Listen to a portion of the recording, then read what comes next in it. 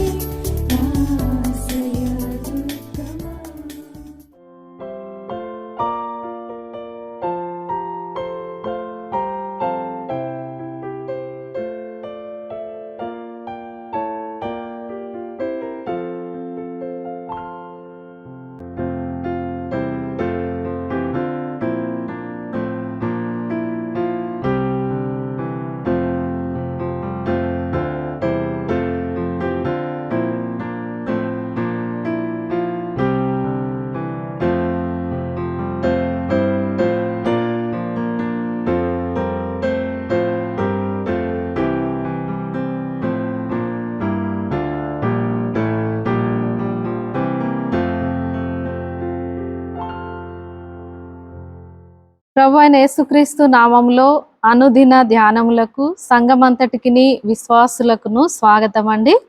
ఈరోజు దేవుని వాక్యంలోనికి వెళ్ళడానికి ముందుగా మనం చిన్న ప్రార్థన చేసుకుందాము. కళ్ళు మూసుకోండి.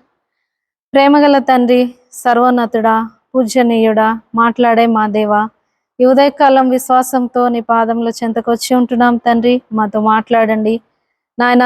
నీ వాక్యము సుత్తె వంటిది, అద్దం వంటిది నా ప్రభువా.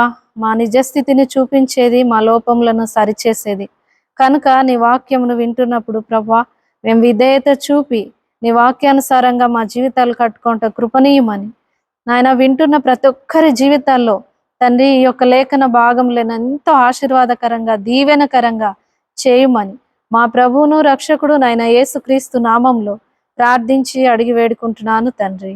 ఆమేన్. పరమగీతములు 6వ అధ్యాయము 13వ వచనమండి. షులమ్మితి రమ్ము రమ్ము, మేము నిన్ను ఆశ తీరా చూచుటకై తిరిగి రమ్ము రమ్ము. షులమ్మితి అందు మీకు ముచ్చట పుట్టించినదేమి?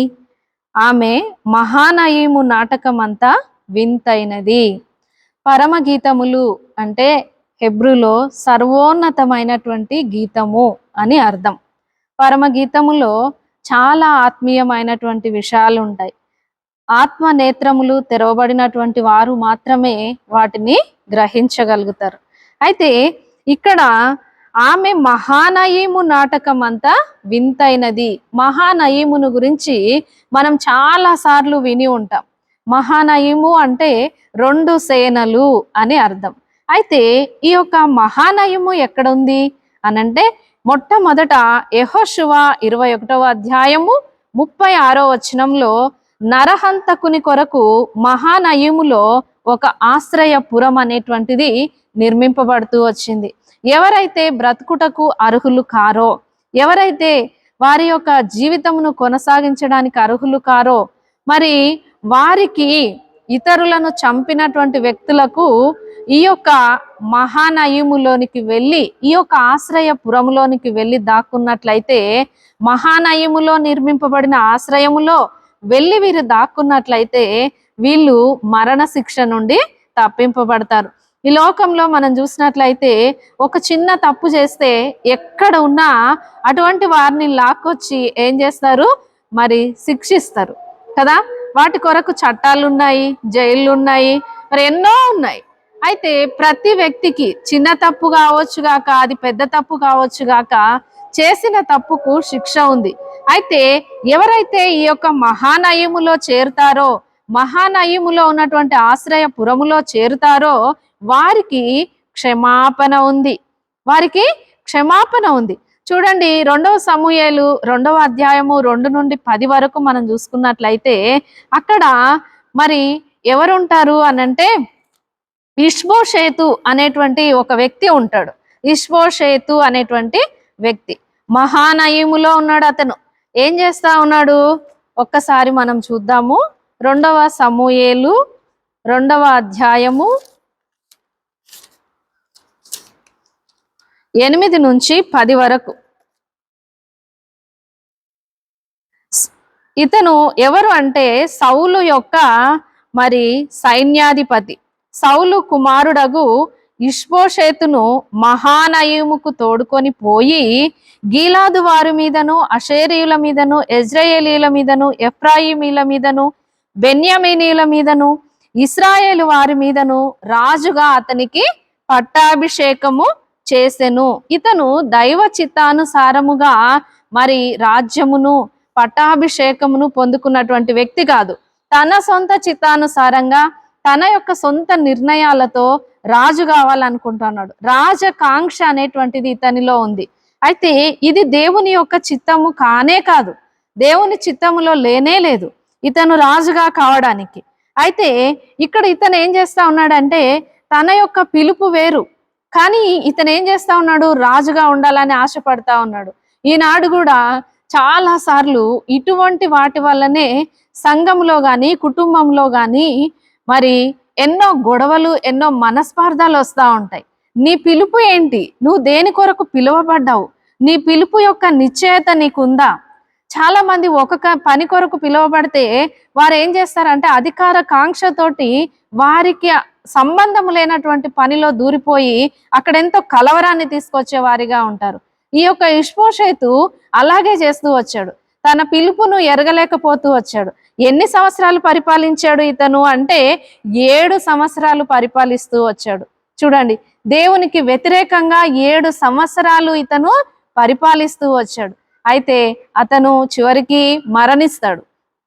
ఎంతో దౌర్భాగ్యమైనటువంటి మరణాన్ని అతను పొందుకుంటాడు. ఇక్కడ మహానయములో ఇతను ఏం చేస్తా ఉన్నాడంటే దేవుని యొక్క పిలుపును ఎరగక, దేవుని చిత్తాన్ని తెలుసుకోకుండా ఏం చేస్తా ఉన్నాడు, తన యొక్క చిత్తమును అనుసరించి ప్రవర్తించినటువంటి వ్యక్తిగా ఉండి తన నష్టాన్ని తెచ్చుకున్నాడు. కనుక దేవుని బిడలముగా దేవుని యొక్క పిలుపును మనము గుర్తెరిగిన వారంగా ఉండాలి. 2వ సమూయేలు 17వ అధ్యాయము 24వ వచనంలో ఉంటది మహానయము గురించి. మహానయము యొక్క అనుభవము ఏంటి అనంటే, అక్కడ నిరాశలో ఉన్నటువంటి వారు, దావీదు ఉంటాడు మహానయములో. దావీదు దగ్గరికి నిరాశలో ఉన్నటువంటి ప్రజలు, దుఃఖములో బాధలో ఉన్నటువంటి వారందరూ కూడా వస్తే అక్కడ దావీదు వారందరినీ ఆదరిస్తాడు. మహానయములో ఆదరణ ఉంది. అదే వింతైనటువంటి నాటకము. మహానయము అంతా వింతైన నాటకము అనంటే, దావీదే కష్టాల్లో ఉన్నాడు. దావీదు దగ్గరికి వచ్చినటువంటి వారిని దావీదు ఆదరిస్తా ఉన్నాడు, దావీదు బలపరుస్తా ఉన్నాడు. చాలాసార్లు ఇది ఎలా సాధ్యము? బాధలో ఉన్న వారి దగ్గరికి వెళ్ళి మన బాధ చెప్పుకుంటే వారు మనల్ని ఆదరిస్తారా, మనల్ని బలపరుస్తారా? నేనే చాలా బాధలో ఉన్నానమ్మా, నా బాధ నేను ఎవరికి చెప్పుకోవాలి, నా కష్టం నేను ఎవరికి చెప్పుకోవాలి, నాకే చాలా అప్పులు ఉన్నాయి, నువ్వు వచ్చి నీ అప్పుల గురించి నాకు చెప్తా ఉన్నావు, నన్ను సహాయం అడుగుతా ఉన్నావు అని చెప్పి నిరాశపరిచేటువంటి మాటలు మాట్లాడతారు. కానీ దావీదు ఏం చేస్తా ఉన్నాడో తెలుసా? అందరినీ ఆదరిస్తా ఉన్నాడు. తన దగ్గరకు వచ్చినటువంటి వారందరినీ ఓదారుస్తా ఉన్నాడు. నయము ఆదరణకు సాదృశ్యంగా ఉంది. తర్వాత మనందరికి బాగా తెలుసు, ఆదికాండము 32:1 మరి ఏశావు తన మీదికి దండెత్తి వస్తా ఉన్నాడు 400 మందితో అని విన్నప్పుడు యాకోబు చాలా భయపడిపోతాడు. ఏం చేయాలో అర్థం కాక మరి ఎబ్బోకు రేవు దగ్గర ప్రార్థన చేస్తాడు. అదంతా మనకు తెలిసినటువంటి విషయమే కదా. ఎంతో కోపముతో తన తమ్ముడి మీద యుద్ధం చేయడానికి వస్తున్నటువంటి ఈ యొక్క ఏశావును మరి యాకోబు ఏశావులు కలుసుకున్నప్పుడు సీన్ అంతా మారిపోతుంది కదా. అక్కడ రక్తపాతము జరగాలి, రక్తం ఏరులై పారాలి, యాకోబుకున్న సమస్తమును యాకోబు కోల్పోవాలి కదా. చాలా ఘోరమైనటువంటి పరిస్థితులు ఏర్పడాలి. కానీ వాళ్ళిద్దరూ కలుసుకున్నప్పుడు ఏం జరుగుతుంది అనంటే, ఒకరి మెడ మీద ఒకరు పడి ఎంతగానో ఏడుస్తారు. అయితే దేవుడు పరిస్థితులను మారుస్తాడు. దేవునికి అసాధ్యమైనది ఏదీ లేదు. దేవుని సన్నిధిలో మనం ప్రార్థించినట్లయితే, మనము దేవుని సన్నిధిలో మోకరించి వస్తున్నటువంటి కష్టాలను బట్టి, రానంటున్నటువంటి ఉపద్రవములను బట్టి దేవుని సన్నిధిలో మనం ప్రార్థించినట్లయితే, దేవుడు మహానయములో జరిగినట్ల యాకోబు ఏశావులు ఒకరినొకరు పట్టుకొని ఏడ్చి మరి ఎంత సమాధాన పడతారు అక్కడ. ఏశావు అంటాడు, నా ఎంబడి రా, నేను నిన్ను తీసుకెళ్తాను అంటాడు.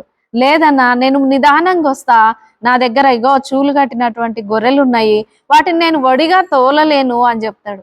సరే అని చెప్పి అక్కడ ఆ యొక్క యాకోబును వదిలిపెట్టిపోతాడు. యాకోబు తన అన్నకు ఎన్నో బహుమతులు పంపిస్తాడు. ఇవన్నీ నాకెందుకు? చూడండి, మాట మారిపోయింది, పరిస్థితులు మారిపోయినాయి కదా.